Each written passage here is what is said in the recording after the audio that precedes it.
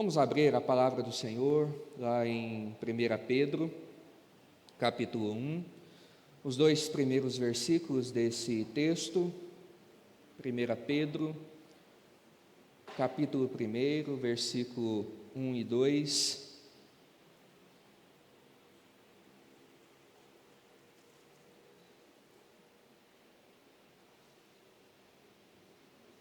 Primeira Pedro, capítulo 1, versículos 1 e 2,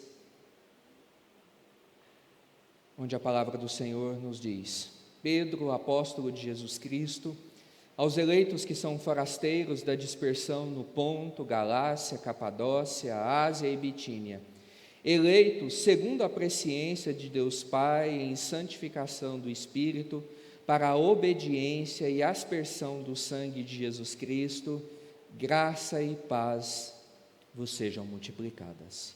Vamos orar? Senhor, no nome de Jesus, nós, mais uma vez, declaramos que o anseio do nosso coração é ouvir a Tua voz, é sermos, ó Deus, instruídos pelo Senhor. De fato, ó Deus, por meio da instrumentalidade do Senhor, sermos amoldados à vontade do Senhor, que é boa, perfeita e agradável.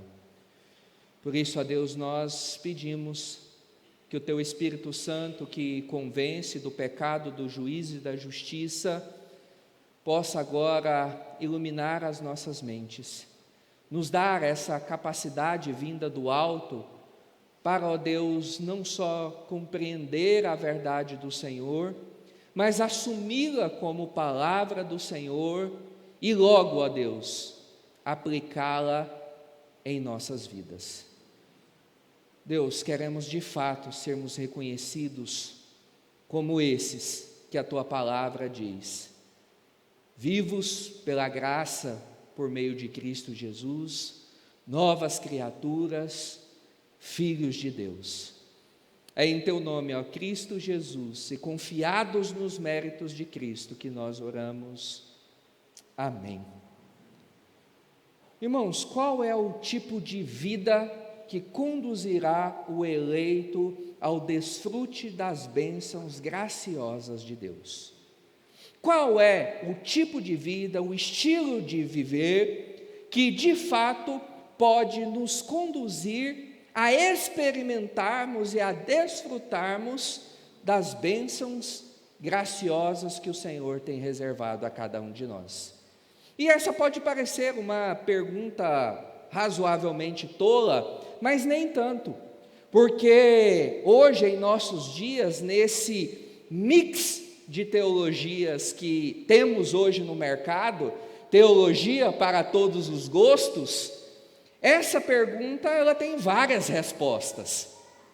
E assim eu espero até o final do sermão, apresentar a vocês a resposta bíblica a essa pergunta, mas muitos podem dizer que, para você alcançar as bênçãos de Deus, basta você fazer algum sacrifício, e geralmente esse sacrifício envolve questão financeira. Você precisa fazer uma peregrinação até determinado lugar, enfim, o panteão de respostas são inúmeras a essa pergunta a respeito de que tipo de vida pode conduzir o eleito de Deus ao desfrute das bênçãos graciosas.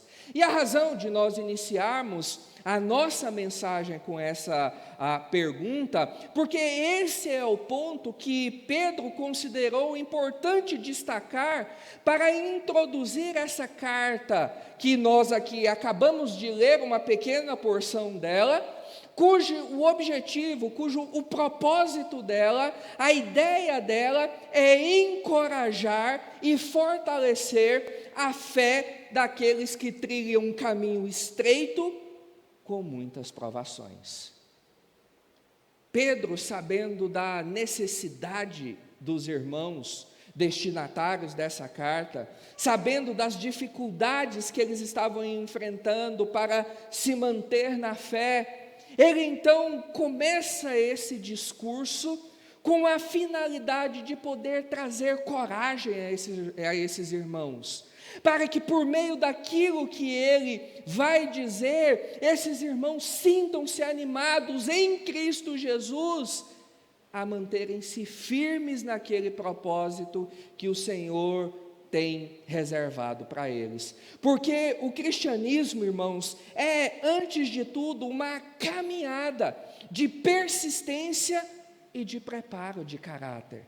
É uma caminhada onde a todo momento nós somos tentados a desistir, nós somos tentados a abandonar, mas o Senhor nos chama a não nos esmorecer, a não baixarmos a guarda, a não desistirmos, mas ao mesmo tempo, em meio a essa persistência que nós somos chamados, em meio às dificuldades, o Senhor também usa essas e outras circunstâncias para moldar o nosso caráter, porque Efésios capítulo 2, principalmente na sua primeira parte, revela quem de fato nós somos. O quão perdido nós estávamos, o quão imerso no pecado nós nos encontrávamos, sob a égide e o domínio do pecado e do mal.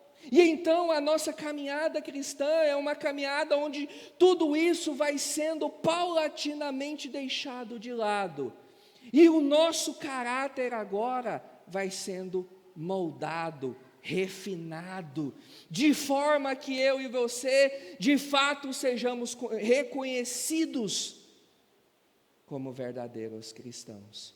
E isso, é lógico, vai exigir a consciência de quem nós somos em Cristo Jesus.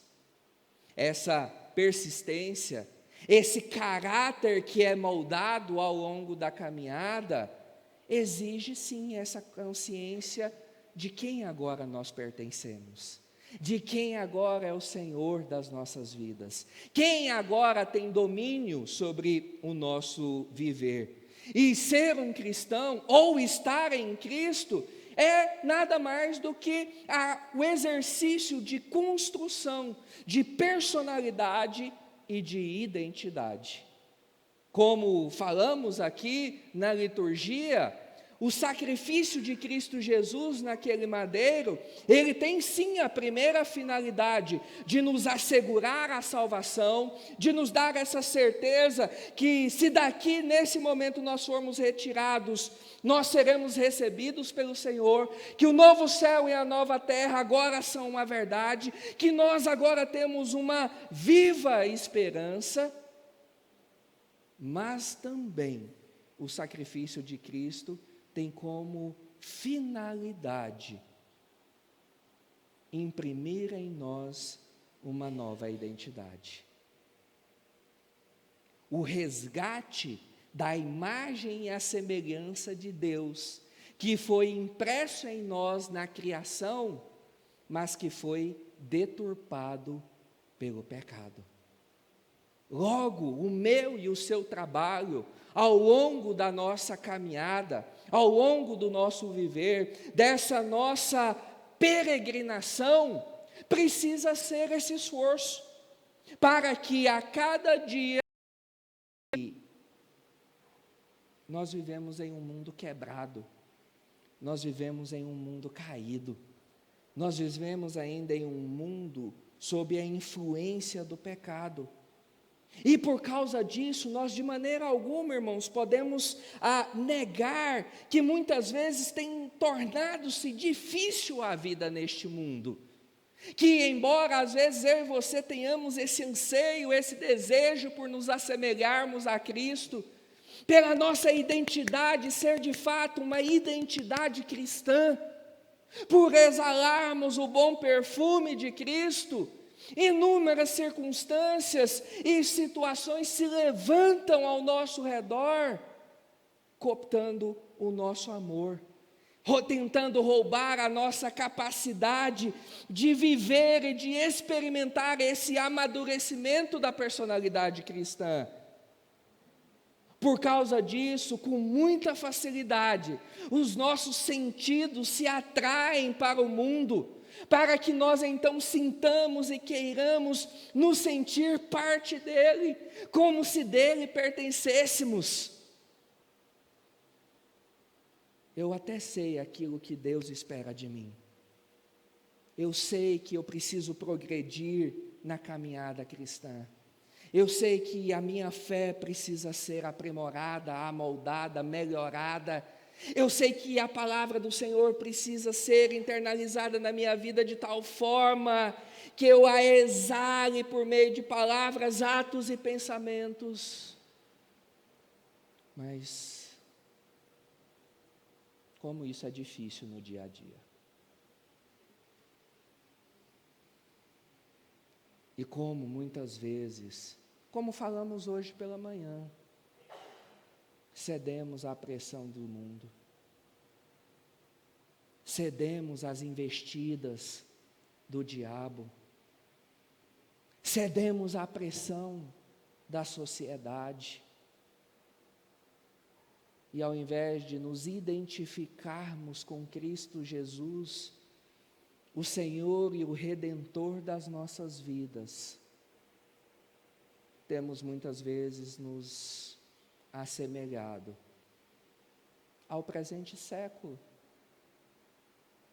a este mundo que jaz nas trevas,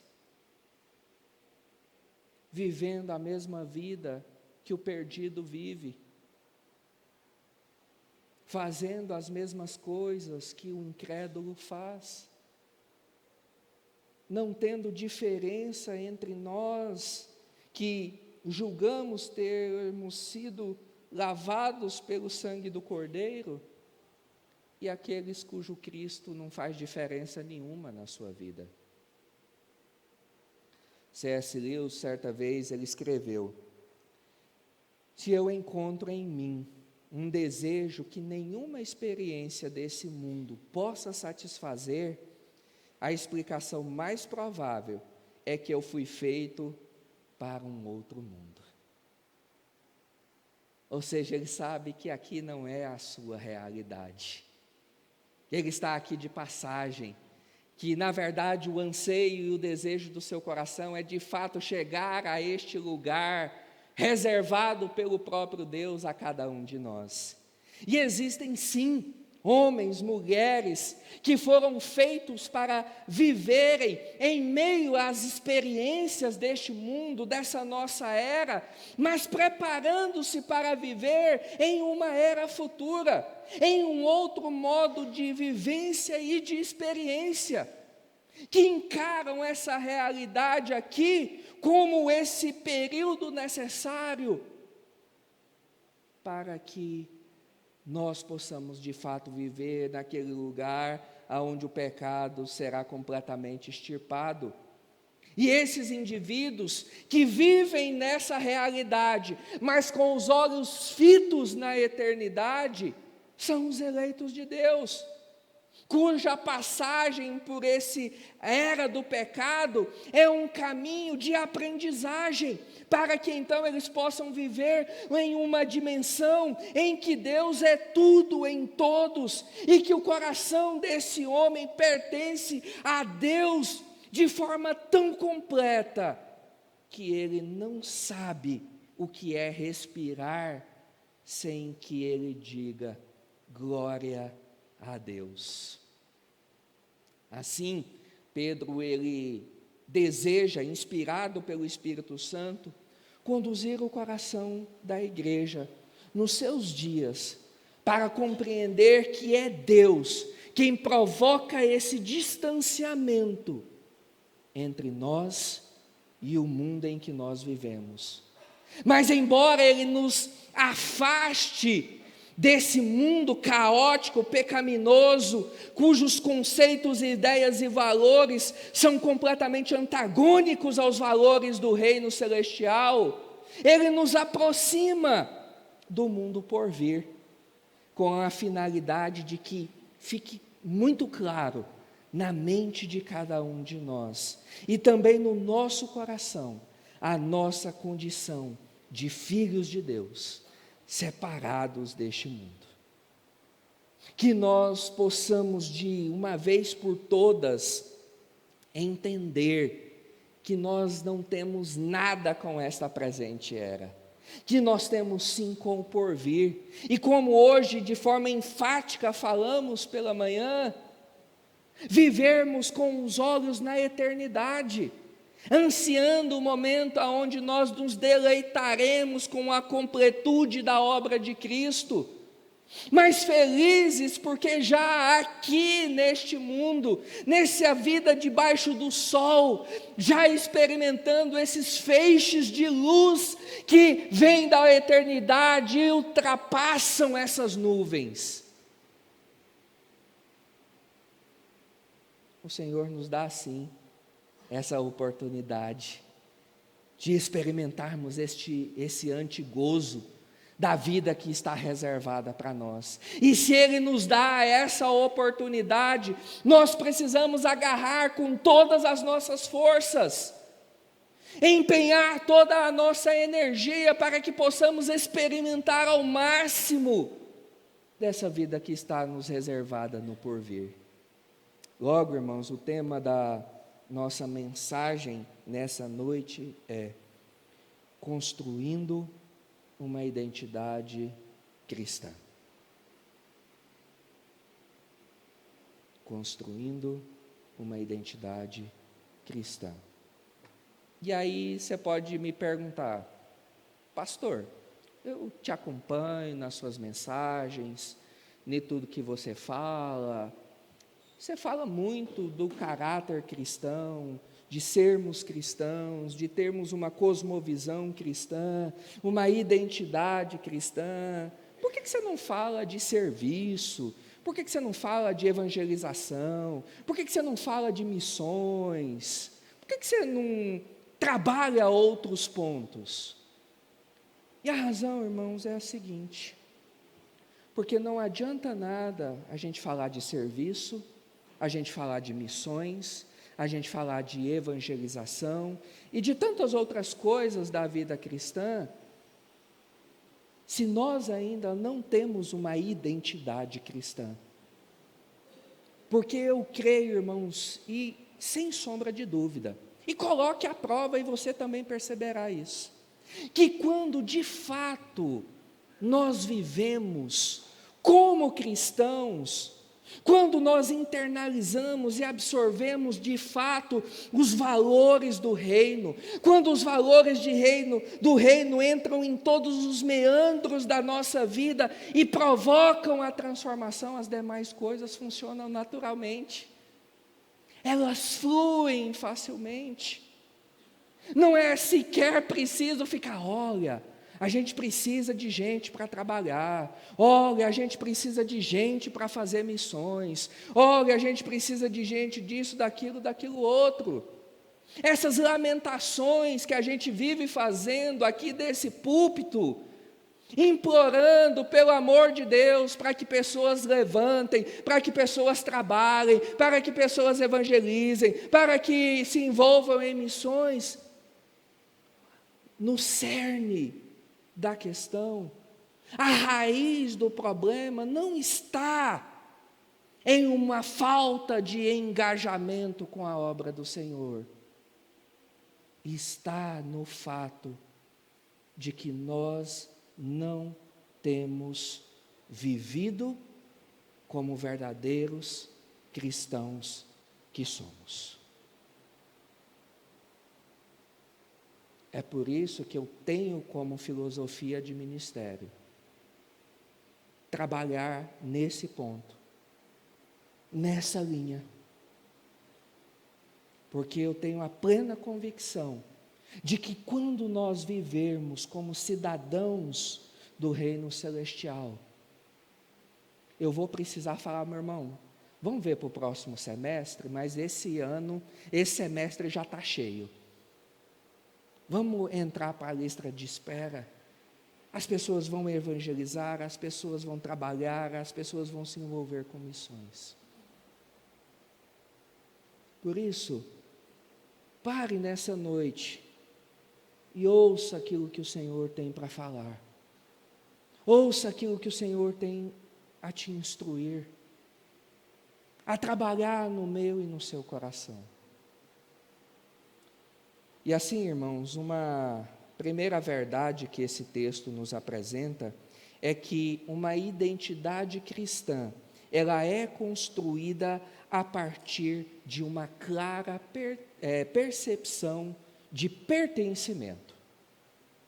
Se a proposta da nossa mensagem é a construção de uma identidade cristã, ou seja, um caminhar progressivo nessa direção aqui, a cada dia, os valores do reino façam parte de forma mais profunda e extensa na nossa vida, de tal forma que sejamos realmente reconhecidos como cristãos. Então nós precisamos entender o que eu preciso para isso, quais são os passos que eu preciso trilhar. E o primeiro passo é esse, que a identidade cristã, ela é construída a partir de uma clara percepção de quem nós pertencemos.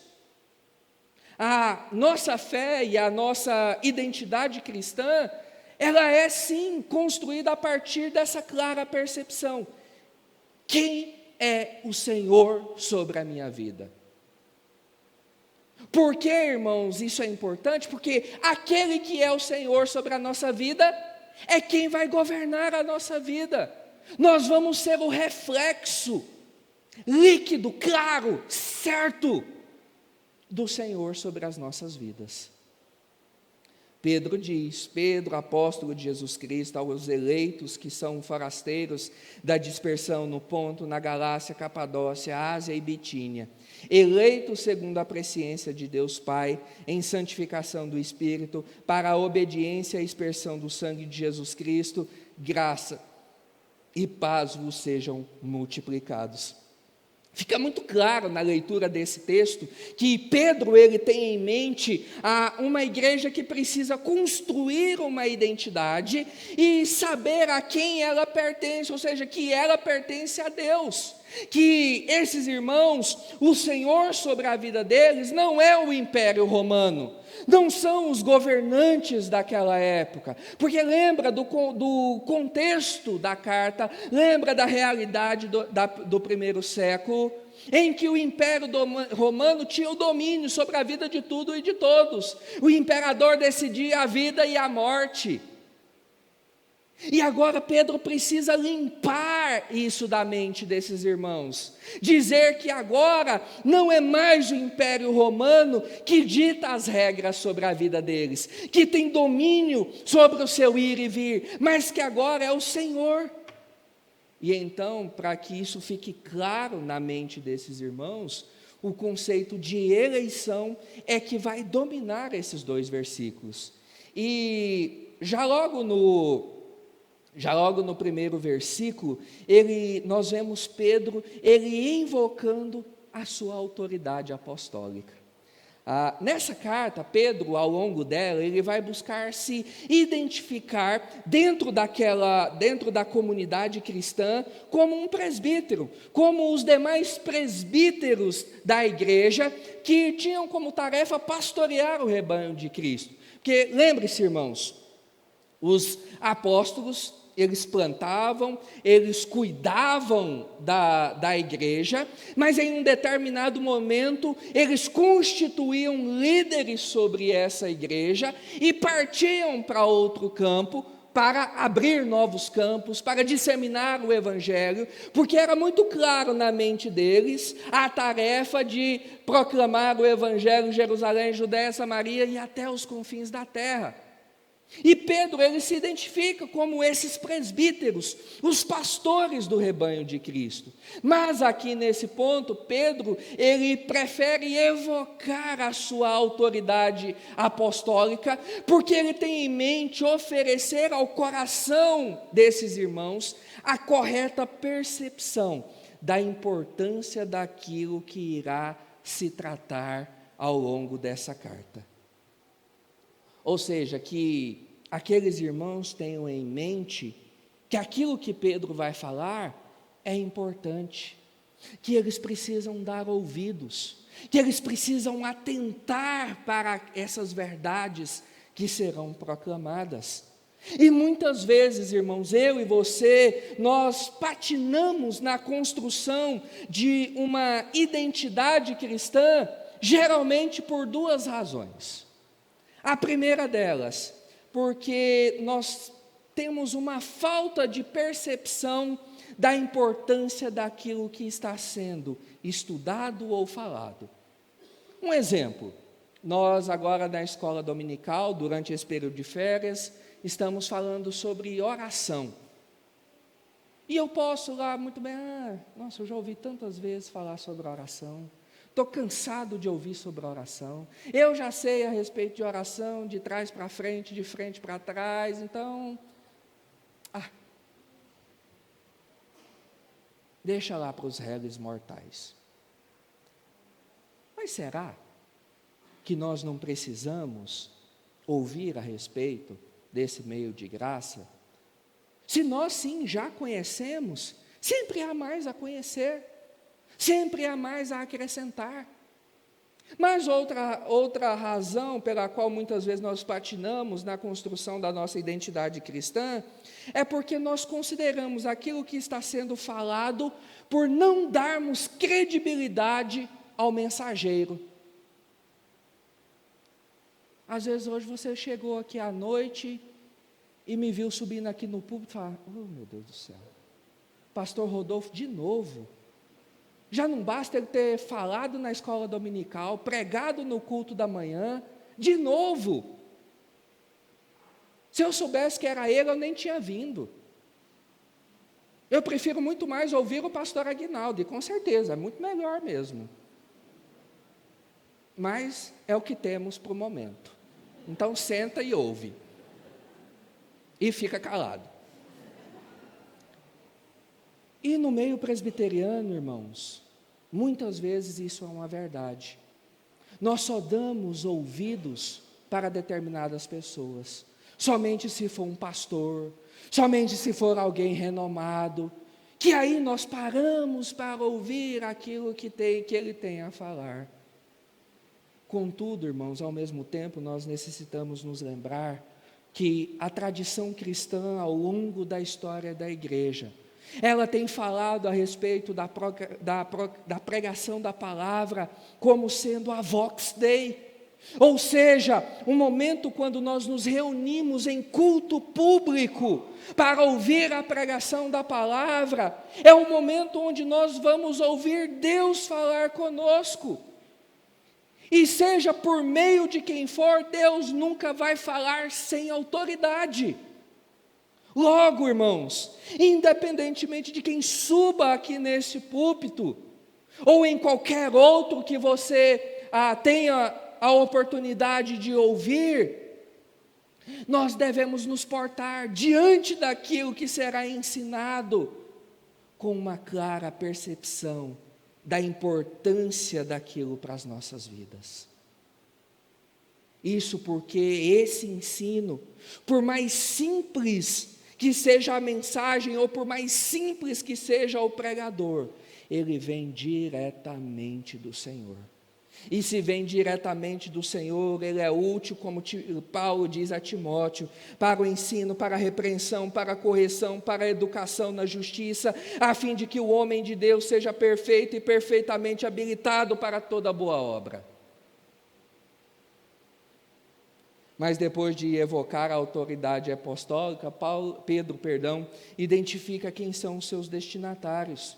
Pedro escreve uma carta que se tornou uma carta geral, ou seja, não é uma carta como as de Paulo, endereçadas a uma igreja em específico, a uma igreja exclusiva, mas sendo de natureza geral, ela era uma carta então utilizada para instruir todos os crentes.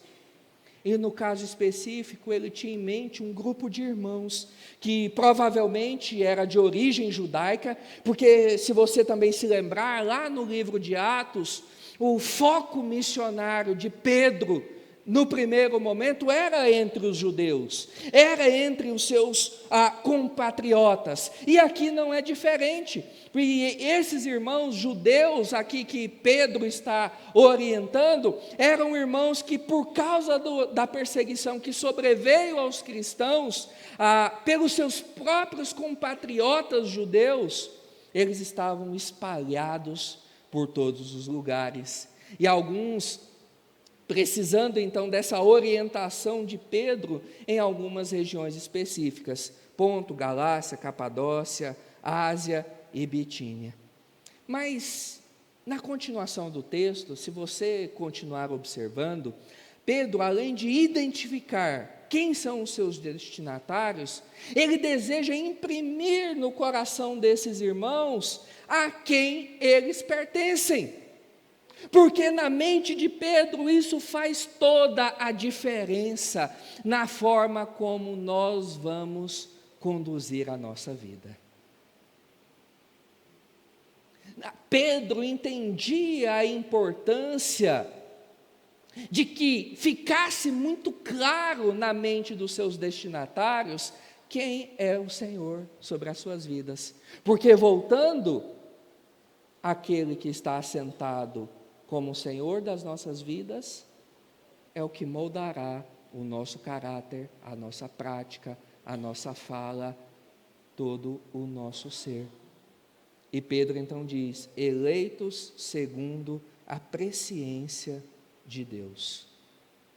E esse pequeno trechinho tem gerado discussões teológicas homéricas, porque esse é um dos versículos que alguns vão utilizar para dizer que definir a eleição como um ato anterior de Deus a respeito de um conhecimento futuro. Ou seja, alguns vão advogar que Deus de fato e sim elege, mas elege porque ele olhou para o futuro e lá no futuro ele viu quem seriam aqueles que aceitariam a Cristo como Senhor e Salvador das suas vidas.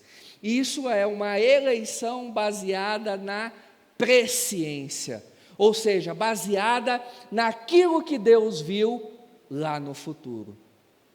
Só que não é isso que esse versículo está falando. Nós precisamos compreender essa expressão à luz do que ela significa, ou seja, da expressão grega kataprognosin theou, que é eleito segundo a presciência de Deus. E já logo de cara nós precisamos nos lembrar que a palavra conhecer, no grego a palavra gnosco, aparece em construções que não se refere somente a um conhecimento intelectual a respeito de algo. Muitas vezes, de forma reduzida, alguns teólogos vão dizer que a palavra gnosco, traduzida por conhecer, ela se refere somente a isso, a um conhecimento intelectual a respeito de algo. Mas, observando, na verdade, o contexto ao qual essa palavra, muitas vezes, ela é inserida, ela traz a ideia de uma afeição de amor. O que nos sugere, então, que Pedro está aqui dizendo que essa eleição, ela é baseada no amor de Deus antes da fundação do mundo. Não porque Deus olhou lá no futuro e diz, esse vai crer em mim. Não, esse aqui não, então não vamos colocar aqui no livro. Não, pai, esse sim. Não. Mas a eleição foi baseada unicamente e exclusivamente no amor de Deus por nós. Até porque, se nós ficássemos só com a leitura de Efésios capítulo 2, nós já vemos e percebemos que nós não temos nada que pode nos tornar dignos do favor de Deus sobre nós. E que muito menos nós faríamos algo para que Deus nos salvasse. Porque a metáfora que Paulo utiliza em Efésios capítulo 2, ela é belíssima. Mortos nos seus delitos e pecados. O que é que um morto pode fazer? Absolutamente nada. Tudo o que é feito após a morte é feito por terceiros. E esse é o estado que nós nos encontramos, ou nos encontrávamos. Logo, não tem como dizermos que no futuro nós aceitaríamos a Cristo, porque sem Cristo agir e se mover na nossa direção, nós nunca desejamos saber a respeito do Senhor. Logo, irmãos, estes endereçados da carta de Paulo, destinatários da sua carta, são aqueles que Deus escolheu para si.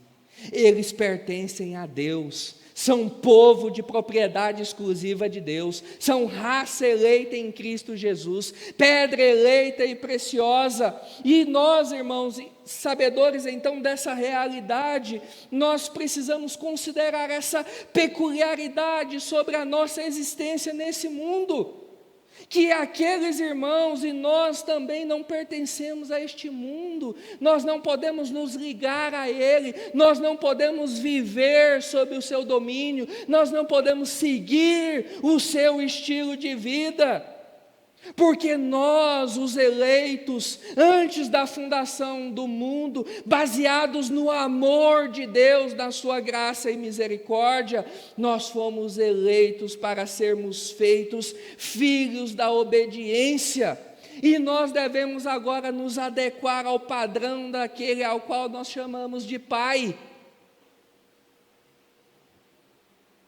Nós pertencemos a Deus, e Ele nos escolheu para sermos dele, e isso precisa impregnar na nossa consciência e nos fazer considerar muito mais atentamente o que fazemos durante o tempo da nossa peregrinação. Pensa bem, você que é pai, é mãe, qual que é a sua luta a vida toda com seus filhos? Não é para que eles se amoldem ao seu padrão, porque você acredita que esse tipo de vida é a melhor para eles? Eu não sou pai, graças ao bom Deus. Brincadeira, irmãos. Se bem que a boca fala daquilo que o coração está cheio. Mas eu sou filho, embora não pareça, mas eu não vim de uma chocadeira. E essa sempre foi a tarefa do meu pai e da minha mãe, tentar imprimir uma identidade em mim, mostrando os padrões e exigindo de mim viver segundo esses padrões. E é isso que vocês, enquanto pais, fazem, estipulam o padrão e falam: olha, aqui na minha casa, enquanto eu pagar as contas, a lei é essa. Não quer viver assim, arruma seu canto e vai viver a sua vida. Se você não faz, deveria fazer. E é isso, irmãos, o que o Senhor espera de nós.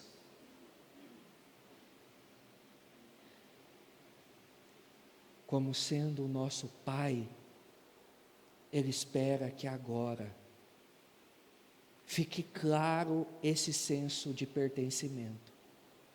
Porque uma vez agora sabedores que pertencemos ao Senhor, nós vamos viver segundo o padrão estipulado por Ele. Mas uma segunda verdade é que uma identidade cristã é construída a partir de uma clara percepção de não pertencimento. Se por um lado nós precisamos entender que agora nós pertencemos ao Senhor, a Deus, somos os seus filhos, o seu povo, nós então precisa ficar claro que agora aquele outro Senhor não tem mais domínio sobre a minha vida, não faz mais parte da minha caminhada, não tem mais poder sobre a minha história. E o ponto importante a ser considerado aqui que Pedro trabalha no coração dos crentes é a ideia que eles percebam a sua condição como forasteiros e peregrinos neste mundo. Por isso ele usa a expressão, eleitos que são forasteiros da dispersão. Essa expressão, ela se refere a pessoas que andam em terras estrangeiras, que não têm lugar, que estão somente de passagem. E Pedro os qualifica como sendo assim, não por uma escolha própria, mas que foram lançados naquela condição por alguma razão. Geralmente, quando nós vamos para outros lugares, nós vamos por alguma razão, porque nós estamos de férias, porque nós fomos transferidos do trabalho, e assim sucessivamente. Mas é claro na nossa mente que aquele não é o nosso lugar, que aquele não é a nossa terra, que aquela não é a nossa realidade, que eu estou ali por um período de tempo. E Pedro sabia muito bem o que significou para aqueles crentes a perseguição que se levantou lá em Jerusalém. Ele mesmo foi preso, foi interrogado, foi ameaçado muitas vezes por causa da sua fé. Ele sabia que aqueles crentes da dispersão precisavam saber que, embora estivessem vivendo naquelas terras, eles não pertenciam a elas. É como eu já falei, irmãos, desde o início da nossa mensagem, como cristãos, nós devemos viver neste mundo, mas com os olhos no porvir. Nós devemos aqui viver, mas nós não devemos aqui fincar raízes. E por que muitas vezes nós falhamos na construção de uma identidade cristã? É porque muitas vezes nós tiramos os olhos do porvir e colocamos aqui, achamos que esse é o nosso último destino, a nossa última realidade. Nós amamos tanto este mundo que nós não queremos nos desvincular dela. É bom demais viver aqui.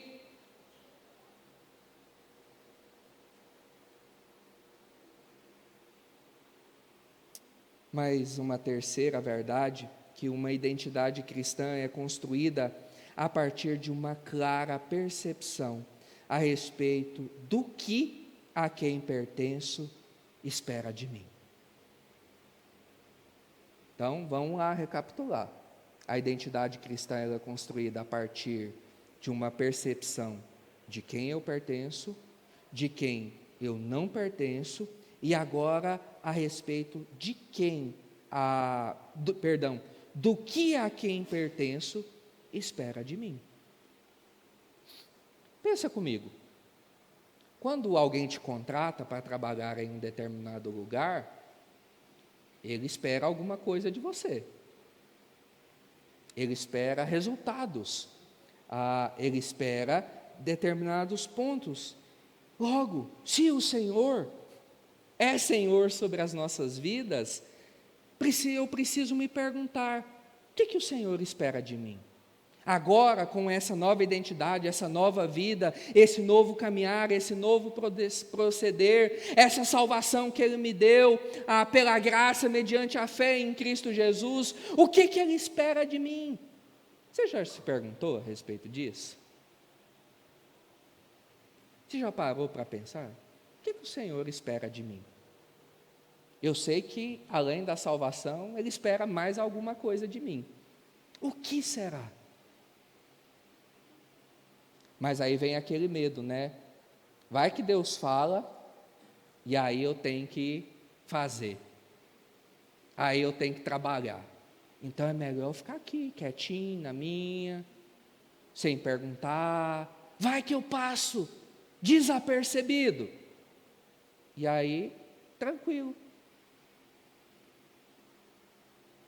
E eu não sei se você observou, mas 3 expressões eleitos em santificação do Espírito para a obediência e a expersão do sangue. É o que Pedro vai utilizar para definir o que Deus espera dos seus escolhidos. Em primeiro lugar, a santificação do Espírito. E Pedro parece usar uma linguagem aqui de duplo sentido. Uma santificação que vem do Espírito Santo e uma santificação do nosso próprio espírito. E essas duas possibilidades não se excluem. E elas não precisam ser compreendidas de forma separada. E talvez esse seja o real objetivo de Pedro, essa dupla proposta para a compreensão do que de fato significa ser um cristão, saber o que Deus espera de cada um de nós. Ele espera que nós tenhamos uma vida de comunhão com o Espírito Santo, que nos leve a uma condição espiritual madura e santificada. É por isso que na teologia nós dizemos que na santificação duas forças operam, o Senhor e nós. A salvação ela é monergística, somente o Senhor opera em nosso favor. Mas na santificação ela é sinergística, duas forças operam. O Espírito Santo nos trabalhando em nossas vidas e nós trabalhando para que essas verdades se concretizem na vida de todos nós. Porque santificação, para Pedro, é uma necessária identificação com o Pai que é santo, a quem nós pertencemos como filhos comprados. Se Ele é o Senhor, se Ele nos comprou, logo, se um dos seus atributos é a santidade, eu preciso ser santo como Deus é santo. Simples a conta. Como 2 mais 2 são 4.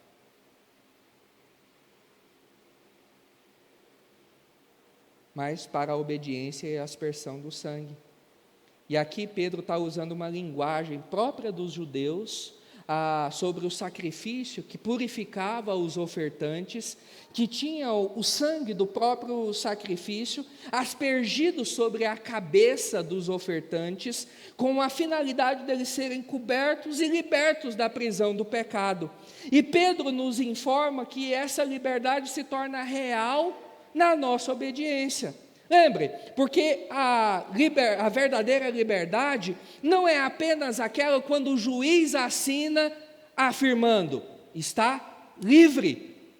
Mas a liberdade se efetiva quando o preso sai da prisão, quando ele obedece à ordem do juiz. Então é onde ele de fato está livre. E se tem uma coisa que as pessoas são obedientes, é isso. Eu nunca vi um preso falando, tá bom demais aqui na cadeia, não vou obedecer esse juiz não, quero ficar aqui. Você já viu isso? Eu nunca vi. E nós precisamos então, irmãos, saber que Deus nos liberta, para que nós realizemos essa liberdade na nossa vida diária, como peregrinos que devemos viver para Deus. Mas em quarto e último lugar, uma identidade cristã é construída a partir de uma clara percepção a respeito do que devemos esperar de Deus a quem pertencemos. E olha só, irmãos, que maravilha é esse ensino. Deus, além de trabalhar nas nossas vidas de tal forma que nós nos assemelhemos a Ele, Ele ainda garante algumas benesses, algumas bênçãos para nós. O cuidado do Senhor para com os seus filhos não tem limite. E nós muitas vezes não desfrutamos dessas benesses que o Senhor tem reservado para mim e para você, por causa do nosso duro coração, por causa da nossa resistência em nos amoldarmos, em nos assemelharmos a Cristo Jesus, em vivermos e internalizarmos o Evangelho. E Pedro, ele está pronto para dizer que os homens que compreendem esses elementos, a quem pertencemos, a quem não pertencemos, o que aquele a quem pertencemos espera de nós, que estarão prontos para receber daquele a quem pertencem a multiplicação da graça e da paz. Entre os efeitos mais importantes e profundos da vida com Deus, é uma consciência e a construção do caráter que a fé madura vai produzir, é a sensação de paz e de vida na graça, que o coração passa a experimentar com o Senhor. E uma dessas benesses é a multiplicação da graça. E a vida na graça é uma vida que comporta o experimentar de todas as vicissitudes, com a ideia clara de que ainda assim Deus é gracioso. Deus trabalha nas nossas vidas de tal forma que em meio à dificuldade, em meio à perseguição, em meio às pedras que são colocadas no nosso caminho, em meio às águas revoltas que muitas vezes nós navegamos, que Deus é gracioso, que a bondade do Senhor está sobre nós. É como eu falei, não sei se eu falei no culto ou na escola dominical, não lembro mais, que muitas vezes nós reclamamos muito da vida porque nós esquecemos quem o nosso Deus é. Nós esquecemos dessa graça do Senhor sobre as nossas vidas. Então, eu oro pelo trabalho, aí Deus me dá o trabalho, mas eu fico lá reclamando todos os dias do trabalho que Deus me deu.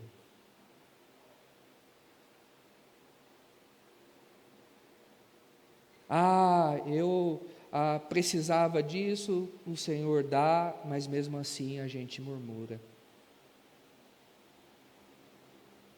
Ou seja, irmãos, nós nos esquecemos dessa graciosidade do Senhor. E essa postura de ver a bondade do Senhor em todas as coisas, a sua graça sobre tudo e sobre todos, é uma postura que só pode ser vivida em um coração amadurecido, que aprende a desfrutar da vida em um outro patamar, com outro enfoque sobre o que realmente importa nesse mundo. Só pode ser experimentado por aqueles cujos olhos estão na eternidade e não nas coisas desse mundo, porque se os nossos olhos estão no aqui e no agora, de fato, irmãos, a gente só tem que reclamar mesmo, porque essa vida debaixo do sol é uma droga. Todo dia é metrô lotado, é trânsito um caos. O povo reclama e briga por causa de tudo.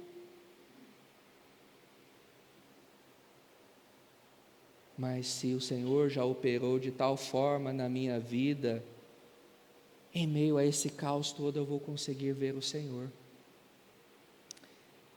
Mas a multiplicação da paz, apesar de Pedro ele desejar levar o coração a almejar essa paz, ele pede que eles vivam intensamente essa paz em meio às muitas provocações, ao fogo que se levantou para provar a igreja, à ingratidão, à incoerência do mundo ímpio em relação à igreja. Aprender a desfrutar de paz em meio às lutas é o grande termômetro da maturidade cristã. Hoje, pela manhã, pregamos em Daniel capítulo 3. Se você se lembra, é aquele capítulo que relata que Nabucodonosor mandou fazer uma estátua, e quando a estátua estava pronta, ele chamou todo mundo e diz: olha, a hora que os instrumentos tocar, a hora que o ministério de música aqui da Babilônia tocar, é para todo mundo se curvar diante da estátua. E aquele que não se curvar será lançado na fornalha. E se você conhece a história, Sadraque, Mesaque e Abednego, os amigos de Daniel. Agora eu esqueci o nome hebraico deles. Falei de manhã, esqueci. Ananias, Misael e Azarias. A mente só está uma vaga lembrança, não tem nem mais memória mais. A música tocou, o ministério de música começou a tocar, todo mundo se curvou, eles não. Nabucodonosor se enche de raiva e fala: ou vocês se curvam ou vocês vão ser lançados na fornalha. E eles, na maior tranquilidade, dizem: fica sabendo, ó rei, se Deus quer nos livrar, Ele nos livrará. Se Ele não quiser, a gente vai morrer. Mas fica sabendo, ó rei, que o seu foguinho aí só vai destruir o nosso corpo. Nós vamos estar com o Senhor, que é muito melhor do que viver aqui nessa Babilônia. Aí você pode dizer: ah, pastor, mas é os amigos de Daniel, está na Bíblia. Eu falei: então, irmãos, está na Bíblia, que é porque eu e você podemos chegar a esse tipo de paz, a esse tipo de tranquilidade, de descanso no Senhor, que em meio às muitas dificuldades e tribulações o Senhor está conosco. O próprio Senhor Jesus, Ele disse certa vez: olha, tenha medo de quem pode matar o corpo e lançar a alma no inferno. Não tenha medo de quem pode só destruir o corpo.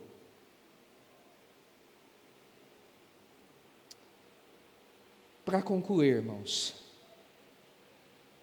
eu volto novamente à citação de C.S. Lewis. Se eu encontro em mim um desejo que nenhuma experiência desse mundo possa satisfazer, a explicação mais provável é que eu fui feito para um outro mundo. Você consegue experimentar isso? Ter esse tipo de experiência que esse mundo não pode satisfazer? Porque se você tem, glória a Deus, já é claro na sua mente que você não foi feito para esse mundo. E essa, irmãos, é a hora de decisão, essa é a hora de revisão e de reestruturação para quem de fato consegue discernir a quem pertence, a quem não pertence, o que espera aquele a quem pertence e o que esperar daquele a quem nós pertencemos.